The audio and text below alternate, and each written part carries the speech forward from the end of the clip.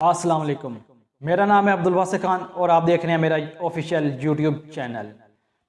बिलावल भुट्टो जरदारी चाहते हैं कि उनकी वफाक में हुकूमत आए, उनकी पंजाब में आए, उनकी KPK में आए।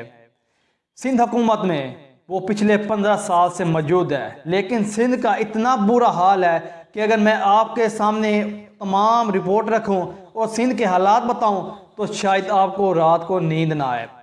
आखिर बिलावल भुट्टो जरदारी क्यों चाहते हैं कि वफाक में आए और पंजाब सुबह वो फतह करने कुछ दिनों पहले निकले लेकिन नाकाम होकर लौटे, क्योंकि सिंध की उनकी परफॉर्मेंस इतनी अच्छी है कि वो वफाक फतह ना कर सके, वो पंजाब फतह ना कर सके। तकरीबन हर साल हर माह सिंध हुकूमत में करप्शन के नए नए स्कैंडल सामने आ रहे हैं। गुज़िश्ता दिनों 163 अरब रुपए स्कैंडल सामने आया सिंध हुकूमत में, लेकिन मैंने उस पर कोई वीडियो ना बनाई। लेकिन गुज़िश्ता शब फिर सिंध हुकूमत में एक नया स्कैंडल सामने आया जिसमें वज़ीर तालीम ने करप्शन की डेस्कों, जो बच्चों के टेबल होते हैं बैठने वाले, बुक्स रखने वाले, उसमें 3 अरब रुपए का डाका डालने की कोशिश की। तो मुझे मजबूर होकर ये वीडियो बनानी पड़ी, क्योंकि मैं तालीम के मामले पर किसी को नहीं छोड़ूंगा। गुज़िश्ता दिनों मैं आपको पूरी रिपोर्ट तफसीलन बताता हूँ। जो 163 अरब रुपए का जो डाका डाला गया और जो 3 अरब रुपए का बच्चों के साथ, तालीम के साथ जुल्म करने की कोशिश की गई, मैं आपको इसकी तफसीलन रिपोर्ट आपके सामने रखता हूँ। कुछ महीनों पहले 2 अरब रुपए जो वज़रा थे, जो कौमी असम्बली के मेंबर थे पीपल्स पार्टी के, उन्होंने 2 अरब रुपए लोन लिया बैंकों से, निजी बैंकों से, सरकारी बैंकों से, लेकिन वो वापस ना किए। 2 अरब रुपए ये हैं करप्शन के, जो उनके कौमी और वफाकी जो सूबाई असम्बली के मेंबरान थे, उन्होंने करप्शन के 2 रुपए वापस ना किए लोन लेकर। उसके बाद ज़मीन की खरीदारी में और लैंड रिकॉर्ड के रद्द-ओ-बदल में 147 अरब रुपए का डाका डाला गया। 147 अरब रुपए का जो लैंड जो रिकॉर्ड ऑनलाइन के पीछे करके उसमें करप्शन करने की कोशिश की गई सिंध हुकूमत की जानब से 147 अरब रुपए।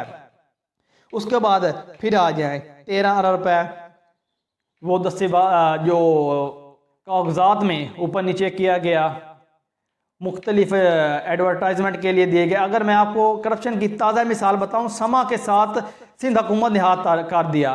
3 करोड़ रुपए का उन्हें एडवर्टाइजमेंट दी और 25 अरब रुपए रिकॉर्ड में रखकर वहाँ से भी उन्होंने 23 करोड़ रुपए की करप्शन कर ली। लेकिन मैं फिर भी चुप रहा। लेकिन जब उन्होंने महकमा तालीम सिंध के अवाम के बच्चों के साथ जुल्म करने की कोशिश की गई तो मुझे मजबूरन ये वीडियो बनानी पड़ी, जिसमें उन्होंने 3 अरब रुपए का बेंचों में जो बच्चे पढ़ते हैं डेस्कों में उन्होंने करप्शन करने की कोशिश की गई।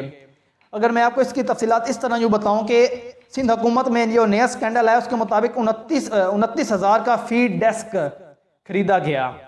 इससे पहले सिंध हुकूमत ने 2 साल पहले एक नया टेंडर दिया था इस डेस्कों के बारे में, जो 6,000 रुपये फीड डेस्क था, लेकिन वो खरीदा ना गया। फिर 2 साल बाद उसका रेट 29,000 कैसे हो गया? हुकूमत की जानब से जो वजह पूछी गई तो उन्होंने ये बताया कि टैक्सेस लगे हैं, इस वजह से इसका रेट बढ़ा। लेकिन जो हमने मार्केट से पता किया उसके मुताबिक 11 से 12,000 रुपये की ये टैक्स बनता है, जो हुकूमत ने 29,000 रुपये में खरीदा। तो ये किस तरह की अंधेर नगरी मची हुई है।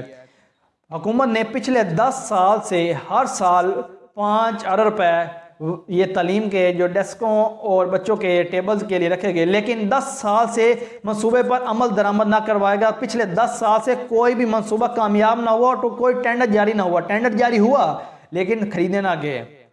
पिछले 10 साल से ये एक जो जुल्म हो रहा है बच्चों के साथ। सिंध के अवाम के बच्चे नीचे बैठकर दरियों पर बैठ के पढ़ रहे हैं और इनके अपने वज़रा के बच्चे बड़े बड़े स्कूलों में, बड़े बड़े कॉलेजों में आउट ऑफ कंट्री पढ़ रहे हैं। तो ये उनके साथ जुल्म है। मार्केट में ये टेबल 11 से 12,000 रुपये का सेल हो रहा है और ये 29,000 रुपये में खरीद रही हैं। और जो नया टेंडर उन्होंने जारी किया जहाँ पर उन्होंने 3 अरब रुपये की करप्शन की है, इसमें इन्होंने 1,40,000 ड्रेस खरीदना थे, जो 11 से 12,000 रुपये मार्केट रेट है, लेकिन ये 29,000 रुपये में खरीद रहे हैं।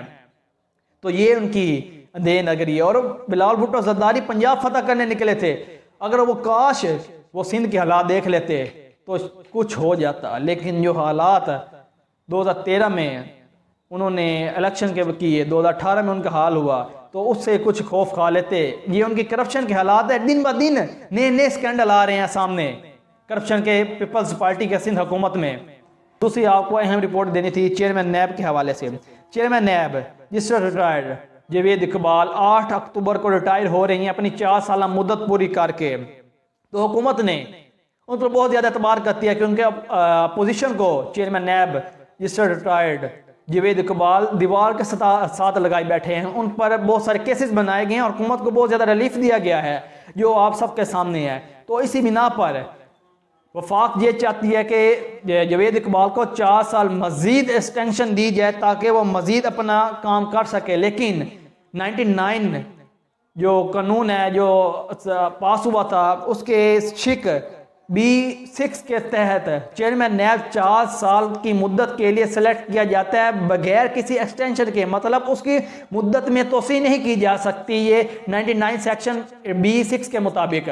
लेकिन उससे पहले भी वफाक सदाती ऑर्डिनेंस के तहत सेक्रेटरी नैब को एक्सटेंशन दे चुकी है 3 साल की, लेकिन उसके बावजूद अब हुकूमत चाहती है कि चेयरमैन नैब जावेद इकबाल को भी 4 साल मजीद तोसी दी जाए ताकि वो अच्छा काम कर रहे हैं उनके मुताबिक। नैब रिपोर्ट के मुताबिक 2018 से 2021 के दरमियान नैब ने 533 अरब रुपए की रिकवरी की, जिसकी वजह से हुकूमत नैब पर बहुत ज़्यादा खुश है और चाहती है कि चेयरमैन नैब जावेद इकबाल को मज़ीद तोसी दी जाए। लेकिन अपोजिशन इसके सख्त खिलाफ है क्योंकि अपोजिशन पर बहुत ज़्यादा केसेस हैं, नून लीग पर भी और पीपल्स पार्टी पर भी। हालांकि जावेद इकबाल को नून लीग और पीपल्स पार्टी की मुशावरत से खुर्शीद शाह और शहबाज शरीफ ने लगाया और कहा यह फ़ैसला पाकिस्तान की तारीख का बेहतरीन फ़ैसला होगा। लेकिन बाद में इन दोनों पार्टीज़ को पछताना पड़ा क्योंकि शहबाज शरीफ, नवाज शरीफ, मरियम नवाज़, खाकान अब्बासी, ख्वाजा आसिफ और खुर्शीद शाह जरदारी साहिब, जुसर रज़ा गिलानी, राजा परवेज़ अशरफ, तमाम रहनुमाओं पर नैब की तरफ से रेफरेंस बनाए गए और इनको नैब इंक्वायरी का सामना है। तो अब नैब के खिलाफ वो तमाम अपोजिशन जमातें जिन्होंने चेयरमैन नैब जावेद इकबाल को लगाया वो अब खुलकर बोल रही हैं। लेकिन दूसरी जानब जो उस टाइम PTI चेयरमैन नैब जावेद इकबाल पर खुश ना थी, अब उनकी तारीफ़ें कर रही और मज़ीद 4 साल तोसी दे रही है। लेकिन तो कानून के मुताबिक 99 के B6 के मुताबिक चेयरमैन नैब की तोसी नहीं हो सकती। लेकिन हुकूमत चाहती है कि सदाती ऑर्डिनेंस के तहत चेयरमैन नैब जावेद इकबाल की 4 साल मुद्दत में तोसी की जाए और ताकि वो अपना काम जारी रखें और मज़ीद रिकवरी करें नैब के हवाले से। तो आइंदा सूरत हाल, क्योंकि जावेद इकबाल 8 अक्टूबर को रिटायर हो रहे हैं, अभी इनमें 1 माह बाकी है, तकरीबन चंद दिन बाकी हैं, 1 माह नहीं कह सकते। तो अभी फैसला होगा कि हुकूमत क्या करती है, अपोजिशन का इस पर रद्दमल क्या होगा, क्योंकि अपोजिशन और हुकूमत के दरमियान बहुत ही ज़्यादा खींचताओं की कशिश जारी है, कोशिश जारी है। और लेकिन आइंदा दिनों में जैसे सूरत हाल वाज़ेह होती है तो मैं आपको मज़ीद अपडेट्स देता रहूँगा। तो अभी के लिए मुझे इजाज़त दें, चैनल का ख्याल रखिएगा। अल्लाह हाफिज़।